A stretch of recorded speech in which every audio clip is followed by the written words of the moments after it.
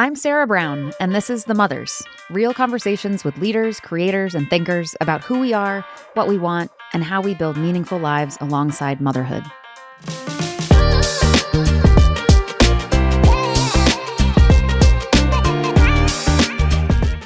Hello, everyone, and welcome back to The Mothers. My guest today is Rachel Hochhauser, co-founder of the cult favorite puzzle brand Piecework, and most notably, author of Lady Tremaine, The Other Yesteryear, an instant New York Times bestseller, Reese's Book Club pick, and breathtaking reimagining of Cinderella through the eyes of its iconic, quote, evil stepmother. Quotes are important. When Rachel was in graduate school, she wrote the novel she was certain would launch her career.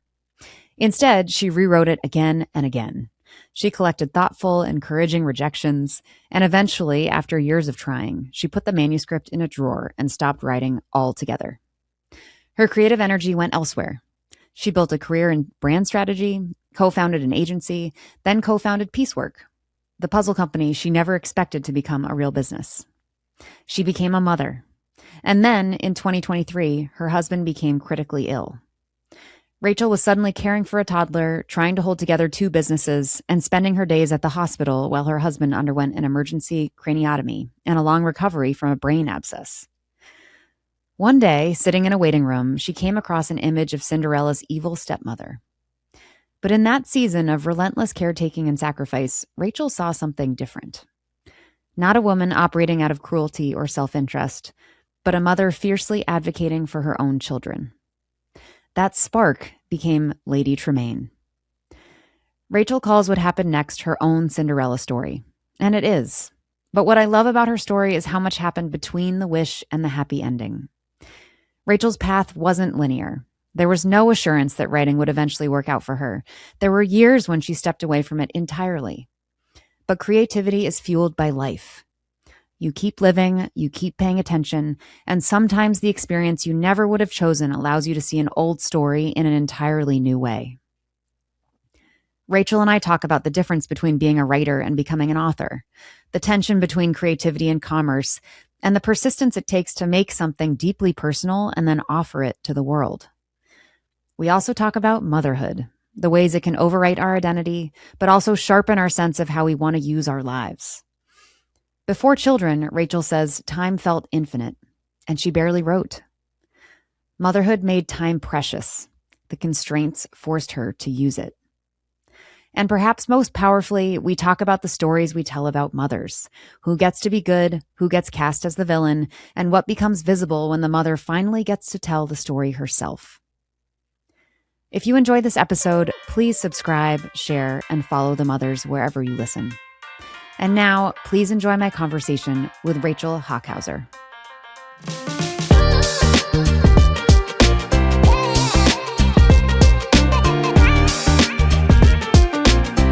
I love to start getting to know our guests. I like hearing your stories. So much of this, and you will appreciate this as a writer, is just making sure everyone has a chance to share their story as they like to tell it. And I know we often are telling our own stories to ourselves on a regular basis and redefining who we are. But on this day, Rachel, I would love to hear kind of where things began for you back in Santa Barbara. I gather you're a lucky California girl. Were you creative from the get-go and sort of, or not at all? I'm curious how you would start. I love the way that you phrase that question, because I do think that the way we self-define does change from minute to minute, day to day. And so today, Yeah. I will answer that question. I had a very idyllic childhood. You never recognize it, until it's in the rearview mirror. But I grew up in Santa Barbara. I had a very creative family. So I never defined myself as particularly creative, but I think my life was filled with creative pursuits organically. I had a lot of non-traditional schooling. I went to Montessori school as a kid. I went to public Santa Barbara High School, but they have an art program within the high school that I was a part of. So I got to explore a lot in hindsight, and I think it was very formative. Yeah. You said, were your parents in creative industries, or how was creativity brought to life for you? My dad is an architect. He has his Mm. own firm. He's still working. I don't know if he'll ever stop working. And my mother was a graphic designer. So, and then my grandmother was an artist. And so Oh, I never wow. saw it that way. Like it wasn't defined for me and those terms. But I think when you're around people who see the world visually, you just naturally pick up on that. Yeah, yeah. And both of my parents are writers. And I think in a way that, as we said initially, when you grow up around it, you don't really know to notice it in a certain way. But it did make writing seem like a profession. And Yeah. I think when you grow up around things that are sort of creative industries and pursuits, there's an assumption made that, oh, this could possibly be a way of a sort of a career. Yes. When did you start thinking about sort of professional moves and maybe moving into this sort of creative lane? I think a lot of kids go through phases of saying what they want to be when they're older. And I went through, I would say author, because I thought it sounded really fancy. But I was writing books. I put advertisements in them, which is sort of funny in hindsight. Like Oh, I wow. would they're sort of like magazines, I would like pause and create like a shampoo commercial or something that I love sketched. this. You have great hair, Um, so it probably makes sense. Not correlated, but and I think I had a fashion designer phase when I got a little bit older and would draw clothing. I had an ambassador phase, which I didn't understand what that meant, but it sounded very grown up Yeah. and cool to me at the time. But I circled back to writing by late high school, by the time I was really actually thinking about it in more serious terms. I was saying and thinking I wanted to be a writer without doing a lot of writing, actually. But it was something that I was attracted to and ended up studying and as an undergrad at NYU. Yeah. They didn't have a creative writing major at the time, so I minored in it and ended up majoring in history, which was just essentially a random choice. But then I went to grad school for writing, so it was in my intent. It just didn't end up being my career for many years. Yeah. Which is not uncommon. It's an impossible thing to do. Yes, it's kind of amazing, the career path of any form of writer, journalist, fiction, nonfiction, it's a winding path no matter which way you go about it. It's no two are the same. Yeah, yeah. And then so you were at NYU. I was back in California and I had applied to all East Coast schools. I thought New York was the center of the universe. I loved it there, but I got a full scholarship at USC. It was the only West Coast school I applied to, and you don't want to go into debt for a writing degree. Writing's not really known for making you the big bucks. So it was an offer too good to refuse, and it was essentially a teaching scholarship. So in addition to taking courses, I was teaching undergrads. That's great. At the same time. Yeah. And then eventually your work kind of moved into branding, creative direction, or how would you describe it? Yeah, so it actually predated grad school. What happened was when I was at NYU, I had an internship at an advertising agency. That was just sort of a passive selection via some connections of mine. It was a paid internship, which was really uncommon at the time. So a very big deal to me just trying to make ends meet in the city. And I had that my last year at NYU and then graduated in the beginning of the recession. So the job market tanked. And if I wanted to stay in the city, which I did, I needed a job. So I, did everything I could at the agency to get them to hire me, and then was what they call a junior planner, which is a brand strategist. And so it was never something I was really proactive about choosing as a career path for myself. I kind of fell into it in a way. And I did that for a couple years before going to grad school. And then when I was going to school, the same agency happened to open a new branch in LA at the same time that I moved out. So I continued working part-time. And when I finished grad school, I again needed to go back to making an income, and, wasn't like I had some full-time job lined up writing fiction. Those don't really exist. Yeah. And so then I went back to working. I think I negotiated 4 days a week. This was pre-COVID. So it was, unheard of to try and be at home one day of the week and not working. And, but the idea was that I was going to use that day to work on my fiction. Wow. So it was like a patchwork of, going back and forth and code switching and wearing different hats in different hours. Yeah. Yeah. Were there times where you were like, I just don't know if this writing thing, I'm sure, maybe every day. Oh yeah.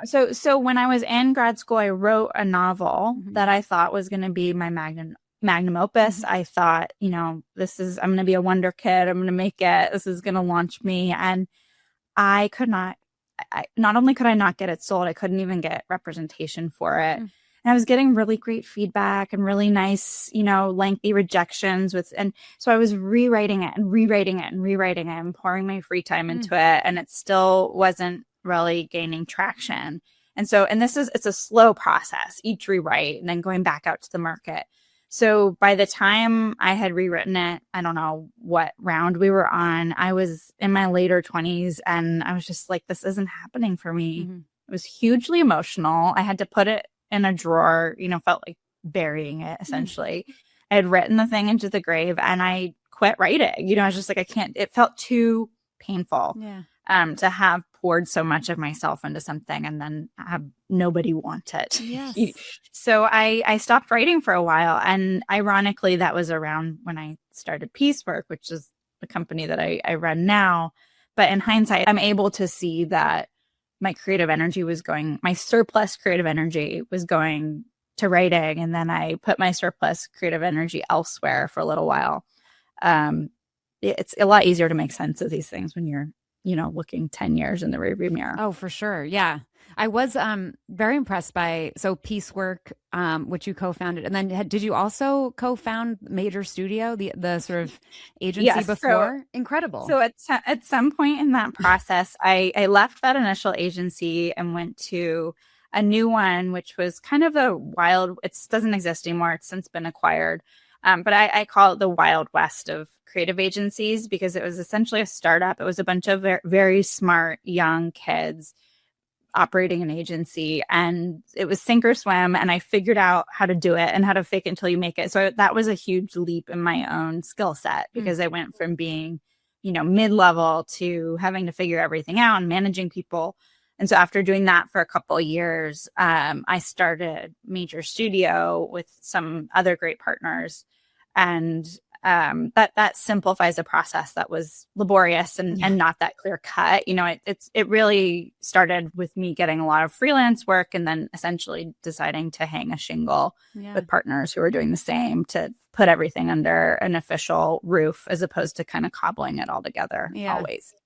So Major was great. I mean, we worked on big campaigns with really big brands, but it was client services and especially into the pandemic, it was exhausting. Client services is like just you burn out, And so meanwhile, while I was doing Major, that's when I started Piecework also.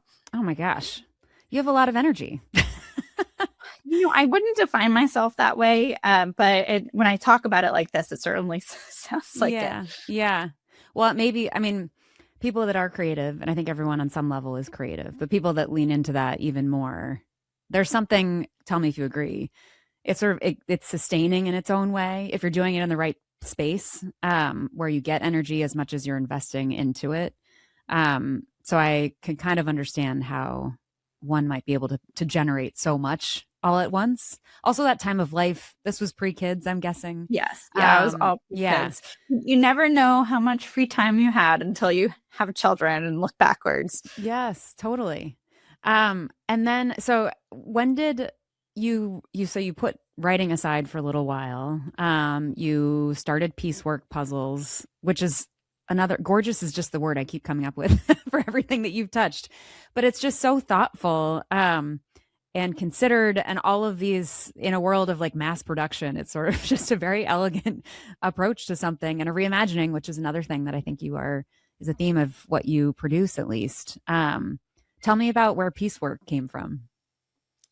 Piecework came about, I won't say by accident, but I didn't intend for it to be, when I co-founded it with my co-founder Jenna, what it has become. I was just doing puzzles all the time in my free time. I discovered them really organically late in life. I wasn't like a puzzle fan. I didn't come from a puzzle family where we worked on them a lot. and they were a great means to unwind. And so I was sort of in like a puzzle hobby phase of just doing them on my coffee table while watching TV or bringing them on vacation. And pretty naively, I was like, well, I work at an agency, like we can make some puzzles, we can do this ourselves. And it's true. We knew how to build a brand and how to build a website and how to, do social media and all of that. But there's so much to launching a products-based business that I had absolutely no experience with. So it was almost meant to be like a creative portfolio piece that maybe hopefully paid for itself. But then we got great press and it was very rewarding, but it was not profitable.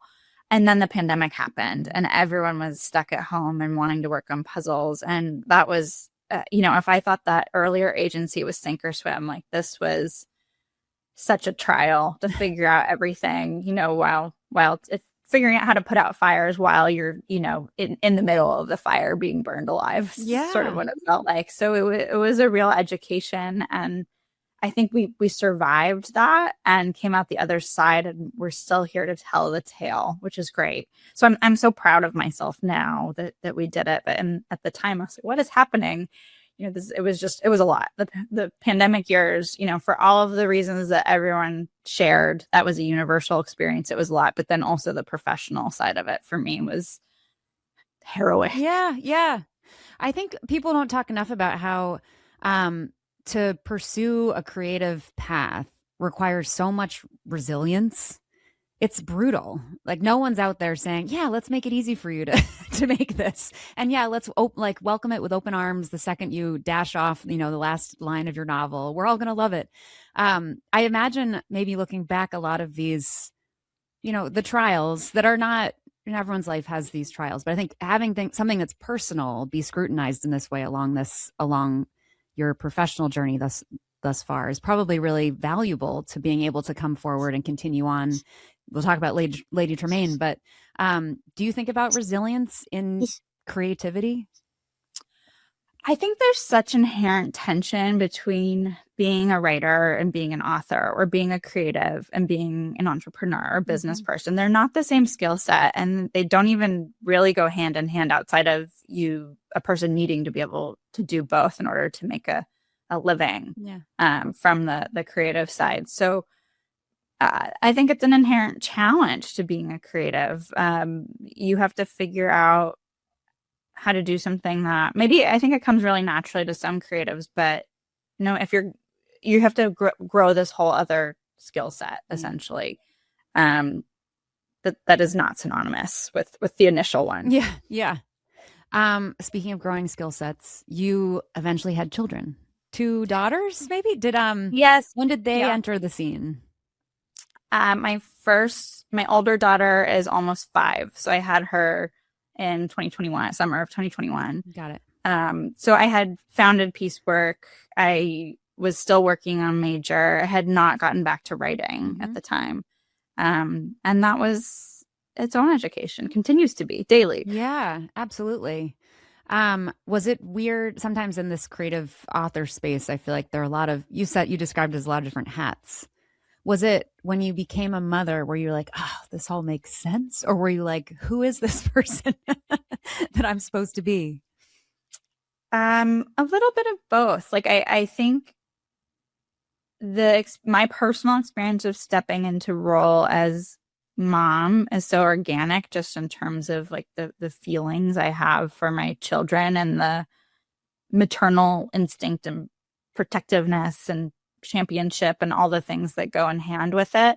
But I'm also constantly at war with, or the two parts of me, the part of me that is the other Rachel, the no kids Rachel, is at war with mother Rachel. And it's not that they're against each other. So maybe war isn't the best analogy, but they're fighting for resources. Yes. Essentially in the organization of Rachel, the two versions are each looking to get their own. I don't know that it's a bad thing. Like I'm kind of at peace with it in a way that I don't know that I go into the mom guilt to the same extent that some people do, for better or worse. Because I think that the non-parent Rachel, the non-mother, like it still serves the mother Rachel. Like they all ladder up to a higher Rachel. I'm saying Yeah. my own name too many times. I think is like at one with, looking out for my kids Yeah. and doing what's best for them. Yeah. I read that Lady Tremaine came out of a particularly trying year. Um, I've heard a lot of stories, whether it's a book or otherwise, of someone's one of their greatest triumphs comes from like one of their hardest times. But can you share kind of this story around your husband's health scare and all this stuff that kind of was the initial maybe spark where you started to think about, was this your first return to writing also after all It this? was, Yeah. yeah. So in 2023, my daughter was 18 months. My second daughter wasn't born yet. And my husband got really ill out of the blue. We didn't know what was wrong at first. He essentially couldn't move. He was nonstop vomiting for 3 weeks. He lost 35 pounds in 3 weeks. And eventually we found out he had a brain abscess and then he was rushed into an emergency craniotomy, and it was a grueling, many months long recovery. And overnight, I effectively became his caretaker and a single parent of our toddler. And she was not at an age that's known for being easy. And I was still trying to work my 2 jobs at the agency and doing puzzles, although, my partners were so gracious about giving me the leniency that I needed. Mm-hmm. But it was just a really challenging time, and just spending a lot of time at the hospitals. One of these hours in the waiting room, I was scrolling on my phone and I came across a depiction of Cinderella's evil stepmother. And there was just something about being in that season of sacrifice myself and in that context where it enabled me to see her differently and not as a villain looking to harm anyone or, even operating with self-interest, but really just advocating for her own children. And that's what I was doing. I was constantly just putting the people in my family before me. And I thought there's a story there. And I marinated on it. And my husband, who's doing so much better, I always forget I should lead with that because it would allow everyone to enjoy the story a bit more. But he's doing so much better. And as soon as he was, life was beginning to feel like it was back on rails, I really started thinking about this and working on it in earnest. And it was a return to my writing desk, my metaphorical writing desk. So it felt emotional and important. And I think, what had happened had helped put a lot of things into perspective. And I was surprised to find that even in this context, I had that itch to write, that had returned despite the circumstances. So I went on a leave of absence ultimately with my husband's encouragement. I mean, this whole thing wouldn't have happened without him and his encouragement from the agency, from Major Studio. And I treated it like a job. During my hours of childcare, I sat down and I worked on Lady Tremaine, which, is the story of, I like to call it an untelling of Cinderella because it's trying to dismantle the architecture of the traditional fairy tale, but it's, through the perspective of the so-called evil stepmother. And that it was rewarding at the time, it wasn't work. It felt like I was doing something for myself and for me. Yeah. So the whole process, especially the outcome of having the book finally be published and having it be well received has been, it's cliche, but I like to say my Cinderella story. Yeah, it's tremendous. I feel like my immediate comparison was to Wicked, which I honestly struggle to watch. I don't really like it very much. But in terms of this, like the retelling, something that you was told to you often in childhood in a certain way, and then suddenly you can reimagine who these people are or see them in a different light. It's just such a compelling.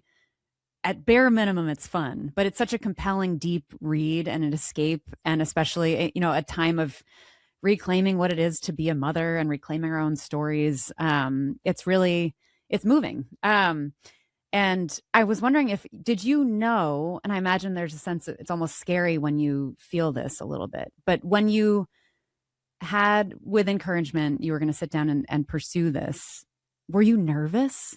Were you like, this is the idea, but I don't want to like crush the idea? A little bit of sort of Mice and Men, Steinbeck, who's like the little puppy, but you don't want to kill the puppy. Did you struggle with that? Yeah.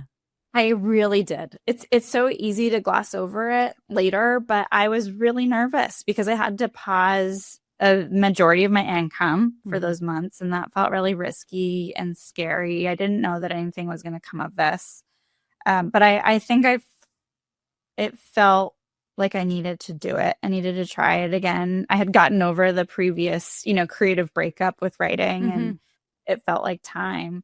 But it was scary, and that fear is really what caused me to write it so quickly. Twiddle my thumbs or dilly dally or really use my free time because time is so precious with Yeah. young kids to get words on the page. But I didn't know what was going to happen. So in hindsight, it's a great decision. I put myself first and invested in myself and took a risk, et cetera, et cetera. But at the time, it just felt like, okay, it felt like I owed it to myself. Like, let's just try this to see what happens. Mm-hmm. I love that. One of many wonderful themes from the book is, I would say, like dependence versus independence versus freedom. And in this, I think, unspecified era of the book, it was very much in vogue or the way that a woman would have any sort of agency or power, and maybe not agency, but some sort of security was through marriage.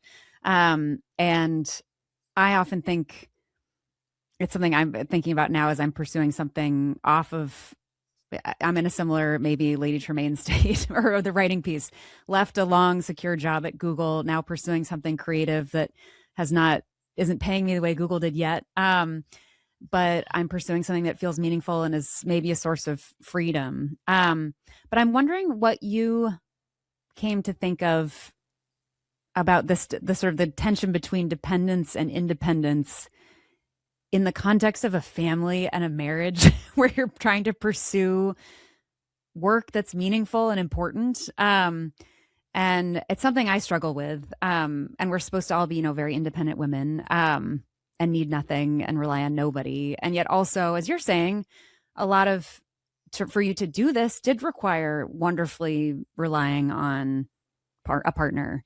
Um, what was after you wrote that, what did you take away about like dependence and independence? Well, I think dependence and like there's so many versions of it, right? Like our minds immediately go to financial dependence. Many modern women do not want to be financially dependent on their husbands. Yeah. It's something that at least my mother, was a tiny bug in my ear Yeah. about having a trade or a profession. And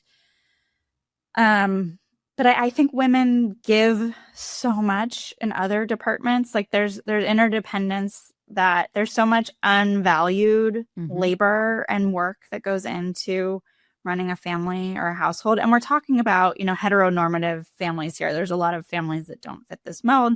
There's a lot of heteronormative families that also don't fit this mold.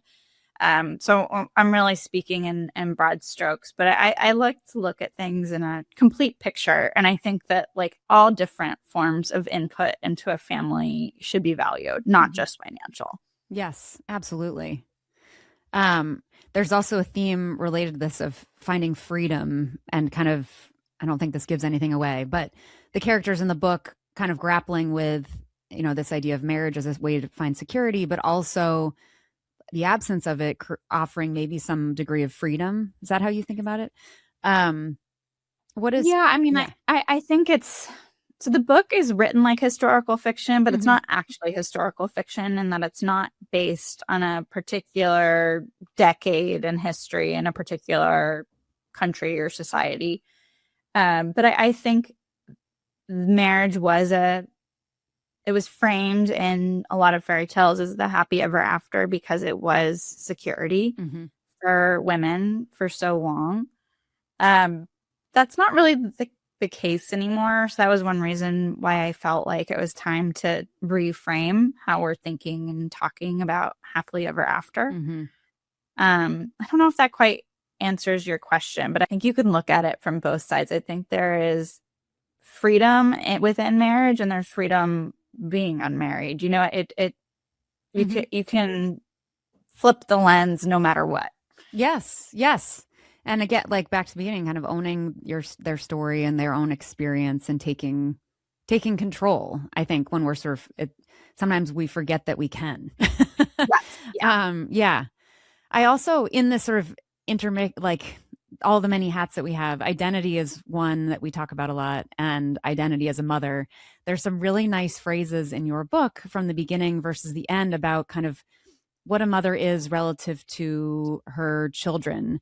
And there's an early phrase where you say, a mother in the bones of her bones was not in balance. She gave without ending. She thought not as an I, but as a we. And more often it was you, you, you. And then fast forward, you kind of scrutinize this later. You, my darling yous were just another way of saying me, I. What are you trying to say there? Or what does that mean to you, hearing me awkwardly read back your own words to you, of what it mean, like what it is to be a mother who is so, identity is sort of intertwined in a sometimes wonderful, but also hard way with their children. And I'm curious how your own experience as a mother was like brought into how you wrote this story.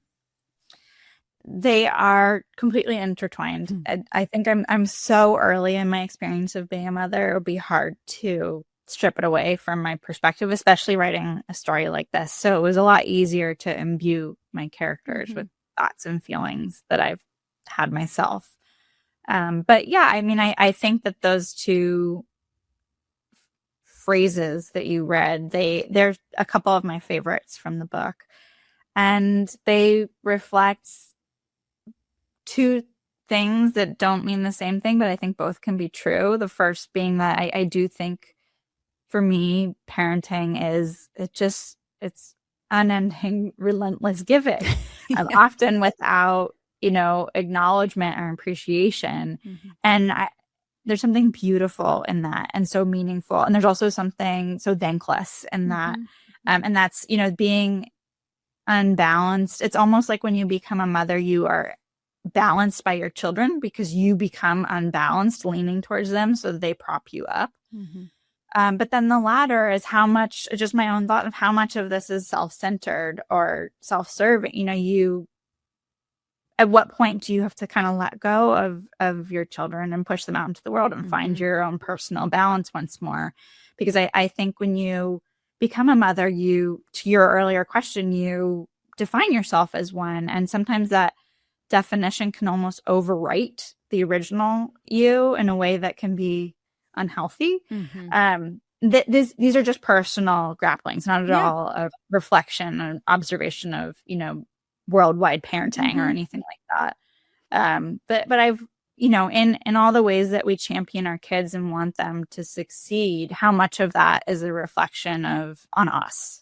And, when parents kind of overparent, when all the things you want your kid to do, like, I think it's just an interesting question to ask of what is actually for them and what is for you. Yeah. Well, we'll call Dr. Becky after this, but I feel like when they're so young, you are so intertwined. You need to be, and it's actually, as I was reading it, it feels it's empowering to the mother to think of it that way. That I'm not. This isn't a sacrifice of self for me to wake up every 90 minutes overnight. This is me sort of investing in me in some ways, and then it's over time. This, as the child becomes more of an individual, you can see how it's an intentional effort to kind of maybe think about it a little bit differently. But it's hard. I think, it is hard. And there's almost something biological. There is something biological about it. And that if you've had your children biologically, I imagine this feels the same. I have not adopted, my children. I was pregnant with them and birthed them. So this is speaking to that experience specifically, but like they were grown of my body. So they are of me in a way. And I think that's kind of what I was getting at. But I imagine that that's an experience that people have. Your children just become an extension of you. Yeah. Well, a useful entry point to my next question, which was the relationship between Lady Tremaine, aka the evil stepmother, and Cinderella, aka Ellen, in this context. So mother stepdaughter dynamic. I feel like that was written incredibly well. I've never had a stepdaughter, so I can't say for sure, but it seemed I don't know, very like psychologically informed about what sort of a mother would be kind of wrestling with when inheriting, especially in this context, the way that she, inherited her stepdaughter. I was curious, maybe even just the process of how you came to think about how to write that relationship. So I appreciate you saying that. I wanted the relationship to feel really realistic. I don't think that it is reflective of all step parenting experiences. I would hope it's not. Yeah. So Ellen, I started with Ellen's character and thinking about that relationship, and she's the Cinderella character. And I thought about all of the things that define the traditional cultural Cinderella in our minds, which is that she's very beautiful, she's very nice, and she's passive. And what happens when you push that to the extreme, passivity? I mean, she's so passive. She doesn't even get herself to the ball. The godmother gets her there. But passivity becomes passive aggression, and niceness becomes, someone who's so nice that it's inauthentic. And I wanted her to become this symbol of femininity almost taken too far. So I think it was easy for me to imagine what it would be like to have a teen daughter, and all the ways that teen daughters can already be annoying, who's also sort of this paragon of virtue, but in a way that's all about virtue signaling versus the virtue itself. But I also had a lot of empathy for her because I think she's a child of trauma in a way, losing both of her parents. And so just that was my viewpoint for the whole book, is how do we, if you really made all of these tenets of these fairy tales real in real life, what would these characters be like and how would they react to one another? Yeah. One of my favorite characters actually was not a human, but this falcon. Lucy. Lucy. Tell me about Lucy. I gathered from another article that you have a little tiny painting of maybe who Lucy is. Lucy, I imagine, is very important to you, but tell me about Lucy. What does Lucy represent? So Lucy started a little bit more just like as a narrative functional device. I knew that in traditional villain stories, the villain often has an animal sidekick, like Dr. Evil. That's his cat, his hairless cat. Yes. But I didn't think that my character, and I knew her so well, she would never have a furry lap pet. She would for sure only have something that had function. So the falcon came to mind. I had very minimal experience with falcons, but another pandemic story, had taken a falconry workshop for one day as something to do that was outside. And so I knew enough of them that I felt like I could write about them. And the story just unfolded organically from this bird. And the bird, there's no better literary device than a falcon. Like, you can really use them for a lot. So she ended up being a real important part of the Lady Tremaine story. Yes. A hero in many ways. Yeah, I love that. The other theme that we talk about in general, but it also is very relevant to the story too, is the idea of support and help, and how, and obviously in the context of this podcast, like to be a mother who's also working outside the home, or in some cases like in the home, well, the modern day version of in and outside of the home, that it requires, a village. And I have noticed that I think in almost every author that I've interviewed, I look at their acknowledgments and they thank their childcare. And I love what you wrote. You said this book would not have been possible without childcare, a privilege that should be a right. Brandy, I'm going to butcher their names. I hopefully not too bad. Brandy Dare and Naomi Dyer and Naomi Stringer took care of my babies and gave me the peace of mind I needed to focus. You are both such an important part of the story. And first, just thank you for writing that and including that. And I'm sure that means a ton to them. And which is why I wanted to read it out loud, because I think that behind the scenes, there's so many people that allow us to pursue and deliver in these amazing ways. I find it fascinating that I think the father will thank the wife, but rarely thanks the childcare. And yeah, I think maybe can you talk a little bit about the experience that you had juggling? It sounds like you were very diligent at creating the mind space, but I find there's something really essential for at least my creative process is I need to not have to think about my children on some level. And that's only possible if I really trust that they're in a space and they're cared for. So tell me about how childcare played into your ability to do all of this.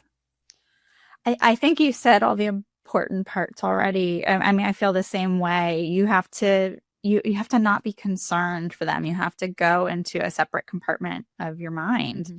And that's impossible to do even when, they're watching TV in the next room. Mm-hmm. It's like I really need to know that someone else is on and looking out for them and taking care of them. Like I have to switch roles entirely. And I don't think a mom can switch roles unless someone else is stepping in her place. And to speak more tactically, I had a full-time nanny for my girls, when they were too young to be in preschool, essentially. I know daycare can start very early, but when we had our first daughter, it was the pandemic and I, just wasn't ready to make that decision. And so I had the best of both worlds, and then I could see my kids when I, opted in and wanted to go downstairs and was able to spend time with them. But I was also able to excuse myself and go work as needed. Yeah. Did that inform in some ways their various like supporting characters, like literally their role is to support the in your book that kind of, I want to say something better than the help, but everyone that sort of works in these houses in different ways and supports, the royal characters, etc. Were they sort of inspired in any way by your own, or written differently maybe by your own experience, really relying on that kind of support? I would say that characters are not at all based off of the caretakers that have been in my life, but the role of the caretakers definitely would have informed it, because I think when you do have someone watching and taking care of your children, I view it as a partnership. Like it's not employee and staff. It's you are working with shared goals. You have to be in open communication. And a nanny is like an extension of your family in a way that can be confusing and challenging to navigate too for both parties. Mm-hmm. It's such a specific and strange role because you have to figure out how to balance, the professional components with someone working on the most intimate and important part of your life that sees you. Yeah. For me, it's like they're seeing you breastfeed, they're seeing you, it's like those things don't typically go together. Mm-hmm. So I think, you see that with some of the characters in Lady Tremaine, and the way that when someone is so enmeshed in your life and your home, they are an extension of your family. Mm-hmm. And that can be beautiful, that can be complicated, but so that is what informed the writing process there. Yeah. Is there anything that or a message that you were hoping for your story to convey about motherhood and the reality of being a mother, that you wanted people to take away? The ending is certainly so wonderful, and strong and powerful, and just kind of like the best kind of, I don't know, punch to the chest, like takes your breath away, kind of like it all kind of lands and you're like, fuck yeah, like this is what it's all about. But is there a message that you were hoping people would take away about what it is to be a mother? I think there are so many micro messages throughout the book, but maybe a bigger one that is not stated but demonstrated is that so much of your parenting can be about what you exhibit as a parent and like the life you're living and the choices you're making for yourself, versus I think oftentimes parenting is thought of as like prescriptive parenting, like the rules we're setting, the types of discipline we're using, the food we're feeding, the values we're instituting with our words, be kind, that sort of thing. But really what it is the example you're setting through your own actions and choices. Yeah. And now what has it been like to have your third child, I guess, out in the world, after investing so much into it and seeing how it's being received? It is thrilling. It's a dream come true for me. I feel greedy, honestly. I feel Yeah. so appreciative. I know it sounds like a party line, but like I'm filled with gratitude. I feel like for probably the first time in my adult life, I've been able to be present and experience something good happening to me as it's happening. But also I feel greedy for more. I want to write more and more and more books, into infinity and beyond. So I'm thrilled with it. Oh, that's good. The creative well is deep. So are you writing a new book already? Or what is the process? I am. Yeah, I have a finished draft of it. Oh my Actually, gosh. I had a deadline. So everyone's like, that's incredible. Hmm. Thank my editor. My deadline was Lady Tremaine's publication date. So I had to Wow. finish it before it even came into the world. So we're in edits now. Yeah, that's awesome. And when can we see Lady Tremaine on screen? I feel like this is perfect for what's Reese's Hello, Hello sunshine. Sunshine. Yes. I Not you don't have to hope give we'll anything see away. it. I'm just curious. Yeah, no, I hope we'll see it soon. I'm keeping my fingers crossed. That's so awesome. Is that actually, as an author in today's day and age, like, is that what is success? When are you like, yes, we that really made it, or what were you hoping to achieve?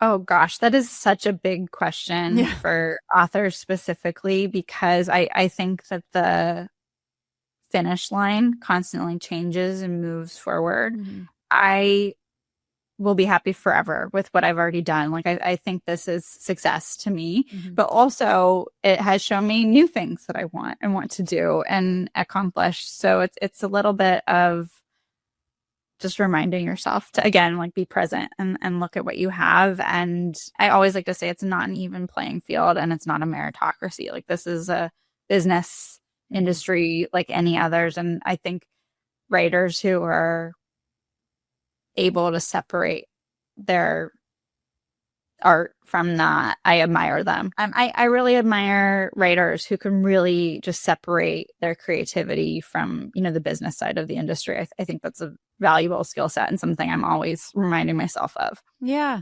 And were there, because in retrospect, you had a lot of experience in the commercial side of creativity. I feel like advertising, branding, marketing, like this is commercial creativity. I don't know if there's probably a better term.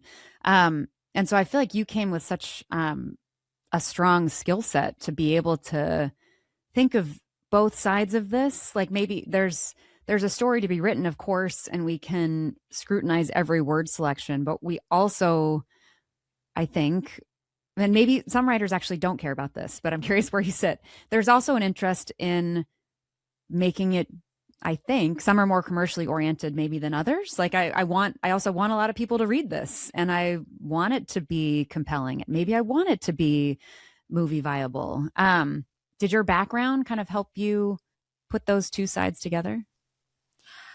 Yes, to a certain extent. Mm-hmm. I think my first book didn't sell because it wasn't commercial enough. It really Mm-hmm. didn't have a plot. It had a lot of characters.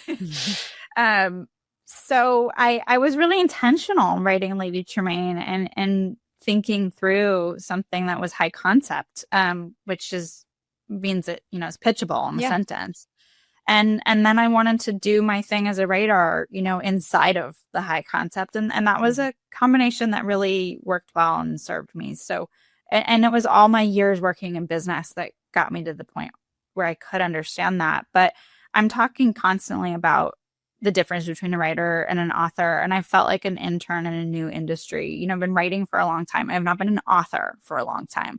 So I'm learning so much about how publishing works, how the sausage is made. I find it fascinating. I love it. I like thinking about, it as a system and as a business person, there are ways to game the system.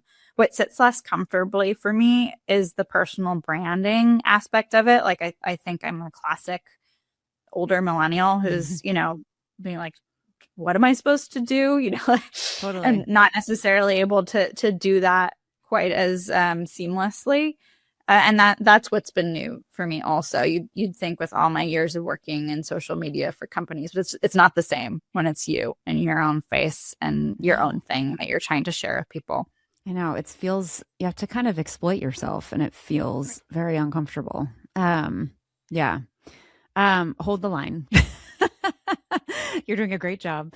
Um, let's see. I think we have a few of our standard closing questions. And if you wouldn't mind indulging on these kind of rapid fire, I find they're always interesting.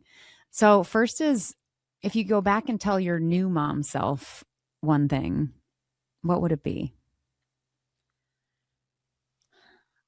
All of the cliches. Um, I think I would like take her face in my hands and say, "You're gonna have free time again." Yeah. Yes. Do you feel like I meant to ask this earlier, but would you have ever written Lady Tremaine in some ways or been able to move into this next phase without having kids? Like, is there a way that having kids shifted your approach to writing and moved you from a writer to an author? Yes. Yeah, I think so. I think it's because it made time and free time so much more precious. So when I was sitting down to write, I was actually writing and I felt a real pressure to use it. I said I wanted to write for so many years pre-kids and like barely wrote, barely got my word count there because time was infinite. You know, there was no pressure to move things forward. And I mean that both on the daily basis, like there's so much free time in a day, but also just looking ahead to the future. The future felt infinite. Yeah. So my children, not them specifically, but just their presence in my life has, I think, shown me what to do with my life in a way, that my life has space to do things. Yes, I love that. And it also makes this tension between space and constraints. I think about this a lot, where it's just as you said, when you had all the time in the world, like I didn't write as much. And there's something really useful about limitations. I think constraint leads to a lot of creativity. Yeah. For me, I'm excited by constraint because it's a challenge to solve. That's interesting. Yes. All right. Speaking of challenges, another question is if you go back and imagine along this journey of motherhood so far, is there anything or a theme of things that would have made this a little bit easier? A magic refrigerator. You open it and dinner's ready. There's no dishes to do. It's just food, healthy food to eat for yourself and your family. Yes. Do those exist? Yes, we should make that. That's a good next step. I'll write that one down. I agree. Yeah. Winning business idea. You can have it. Yes. The dinner has still not been solved. Like there's so many companies that are out there trying to solve different versions of like how to make dinner time easy. All of them seem like they don't, unless it's totally solved, it doesn't solve it. I have really asked myself countless times. I have run 2 businesses. I have a whole career. I have spreadsheets. I'm organized. All of the things. Why can't I figure out dinner? Why can't I create a system, a repeatable system, so it's not an ongoing question in my family, but I have not solved it. Totally. Do you also, yes or no, do you make dedicated dinners for a child that doesn't like what everyone else is eating, or you're like, we're all eating the same thing? It's somewhere in between. Yeah. Same. I really want to be the family that's like, this is dinner. I'm not going to make mac and cheese on the side. Yeah. But sometimes it's easier to keep the peace. I don't know. Yeah. I mean, I think in a different way, we've become a family with children with expectation for dessert every night, which is never something I foresaw. Yeah. And now seem to be unable to undo, but it is a great motivator, an eating motivator for them. That's true. I know. Always be negotiating. All right, last question. These glorious kids might one day listen to this. Is there anything you'd like to say to them? So much. It could fill the whole hour, but I think just that everything I do, every part of me, time away from you, time working, time writing, going on a trip, all of it in its own way is in service of you. Every part of me is in service of you. Oh, yes. Can I ask really quickly, this idea of time writing is for them. I've talked to many wonderful other, like you, incredible authors, and they talk about how writing feels selfish in some ways, that they feel like there's a way, they still do it and they win Pulitzer Prizes and they're doing it. But there's a way, maybe unlike going to a corporate job, I don't know, where it feels selfish. Do you struggle with like it's harder to step away and say, I'm going to do this? Do you struggle with that at all? Or are you? I don't. Yeah. I mean, that's not to say that I'm not without my guilt, but to me, it goes back to demonstrating by example. I want, when I think about the future for my girls, I want them to do something that they love and find fulfilling and that they can prioritize. So there's that. Mm-hmm. And also, I think it's kind of a cliche to say it this way, but it allows me to fill my cup. Yeah. I am a better, more present parent when I am in the right headspace, when my nervous system is calm, when I feel like I've gotten what I need. Mm-hmm. So, if I was just living my life in service of them in a more literal way, I don't think I would be a happy mother, which would not be great for them. Yes. I very much agree. I feel very much the same. And I'm really glad you don't feel you shouldn't feel selfish going to write. I just find it's interesting. That specific industry seems to I hear the word selfishness come out when they're performing their work. And so I'm glad you, yet again, leading by example. Right. Yes. Well, Rachel, thank you so much. And congratulations on all that is Lady Tremaine, even before all the accolades. It's a beautiful book worth being incredibly proud of. And congrats on the persistence to get to this point. I feel like you should put your feet up all the time and sit by a fire. And I hope you have a falcon also that you can, go outside and go hunting with. Thank you. Thank you for having me. This has been really fun. Thank you.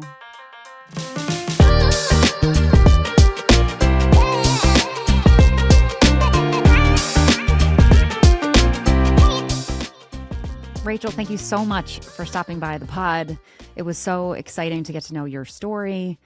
I think one of my favorite takeaways from everything we just learned is just the importance of persistence and endurance in general. I think it's a skill set also that mothers learn, but I think in industries, if you're going to pursue something creative, this is probably true in any industry, but it feels particularly pronounced if you're pursuing something creative.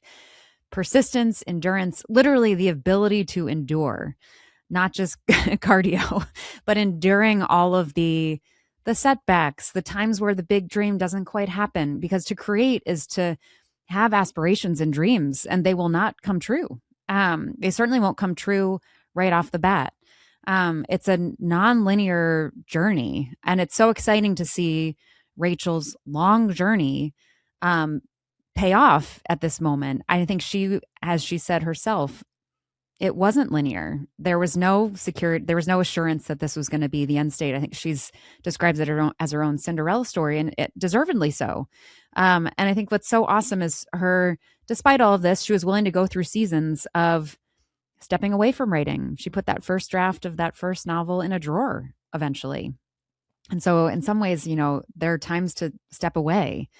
But creativity is fueled by life. So you keep living, you keep paying attention, and you might notice things and sparks. And as you live, new ideas, better ideas, new ways of writing. I love what she talked about, how there's a difference between a writer and an author. And I think what she was suggesting behind that is writing as an activity versus authoring and authorship of creating a product, essentially, that is intended for an audience. Are kind of different things. One relies on elements of the other, but they have different end states potentially. So yes, keep creating, keep living. Most importantly, keep paying attention, and pick up Lady Tremaine, New York Times bestseller. Reese Witherspoon's pick. If Reese loves it, I do.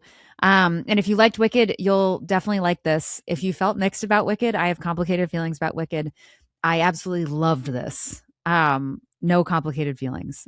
It's the story I want my daughters to grow up with. So thank you again, Rachel. Everyone else, we'll see you back here next week. In the meantime, keep on fighting the good fight.